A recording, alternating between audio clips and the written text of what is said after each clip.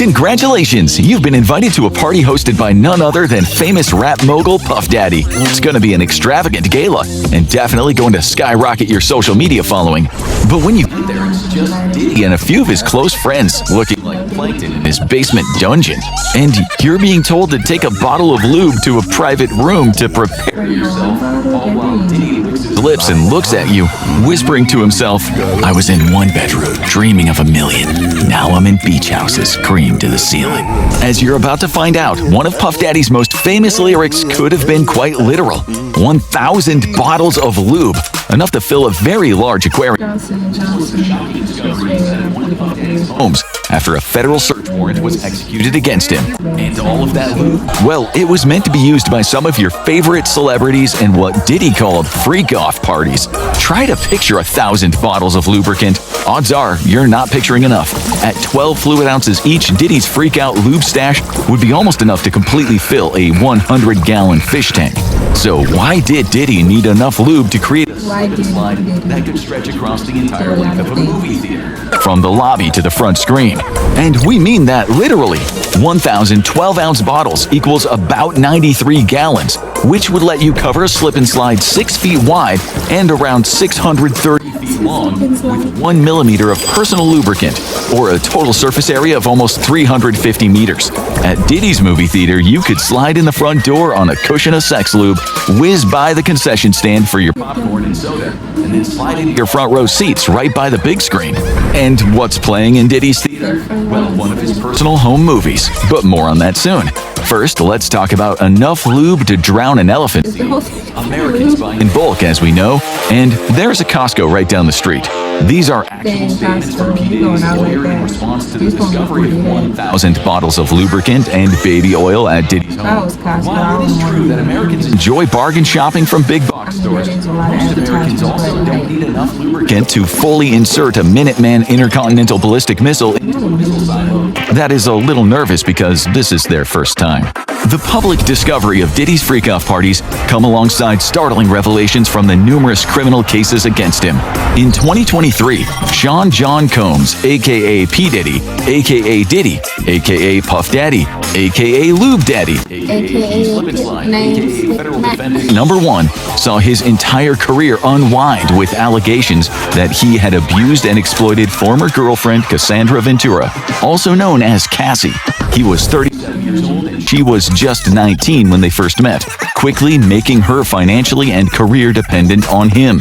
At these freak-off parties, it's alleged that he forced Cassie to perform acts on others against her will. The case would be settled out of court without the terms of the settlement being publicly revealed. However, it's likely that this included a very large financial compensation.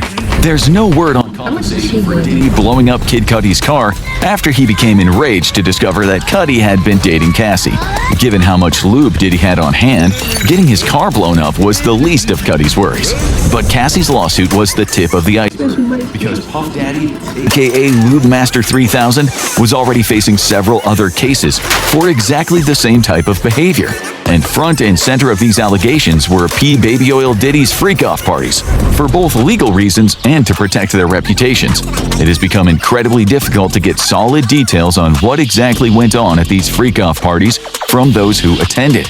But it doesn't take much imagination when there are literally 1,000 bottles of lube and baby oil involved. Odds are, with that much lubricant to make things nice and slippery, Diddy and his guests were not hosting a chess club. Some leaks have emerged, though, painting a sordid picture of Combs' freak-off parties.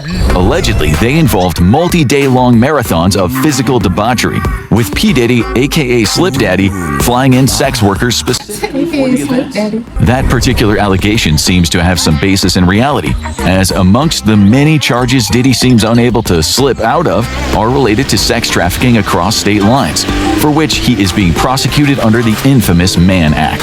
Allegedly, Diddy's flesh fests would begin after his famous white parties, which would attract major celebrities such as Leonardo DiCaprio and Mariah Carey. However, after the A-listers left, Diddy would put on a completely different show for a select group of friends. Michael Kaplan of the New York Post, who broke details on freak-offs, reported that Diddy would lure in women whom he was personally managing or had met at various adult clubs, along with sex workers. Using either drugs, money, or power over their career, Diddy forced the women to participate. Afterwards, to ensure their silence, he would use video footage taken at the events as blackmail leverage or simply threaten to ruin their career. But freak-offs had other surprises of their own. According to a well-placed drug dealer who was invited to one of these events, male rappers would engage in acts with each other as well, including some very high-profile and well-known talent whose names have not come to the spotlight yet. However, for any fan of the Boondocks, this type of behavior has long been an open secret amongst the hip-hop community. Heavy security would ensure complete privacy, and only people personally invited by Combs were allowed to enter. Threats of violence, drug addiction, and blackmail were all used to ensure complete secrecy, as well as a healthy amount of payouts for at least some individuals, such as Cassie. Even if guests wanted to leave, the sheer amount of personal lubricant flooding the party space would have made that difficult. There's also been no publicly released footage or any photos from any of these freak-off parties, though Low Effort Media has been using old clips or photos from legitimate white parties that Diddy hosted in their place as clickbait.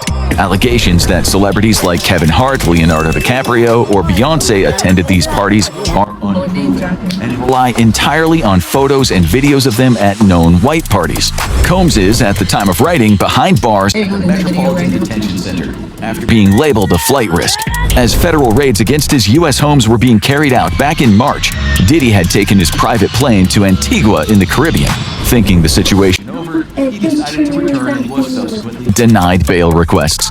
Commenting on the discovery of 1,000 bottles of lubricant in one of his homes, Diddy, through his lawyer, wanted it to be clear that the presence of over 90 gallons of lube and baby oil was not, quote, as nefarious as it seemed. Because who doesn't have a commercial Who doesn't need 1,000 bottles of lubricant? Like, who doesn't need lube like that? Like, you really weird for me thinking you didn't need that stuff. him, even as the details of freak-off parties remain tightly under wraps by federal prosecutors. At a minimum, Combs faces 15 years in prison, though it's possible the rest of his life in prison if the federal sex trafficking with a $250,000 fine. The real question is, how do federal authorities hope to keep a man behind bars who has spent so much of his life steeped in gallons and gallons of personal lubricant now slip into this video, the wealthy elite that own the world? That's the end of the video.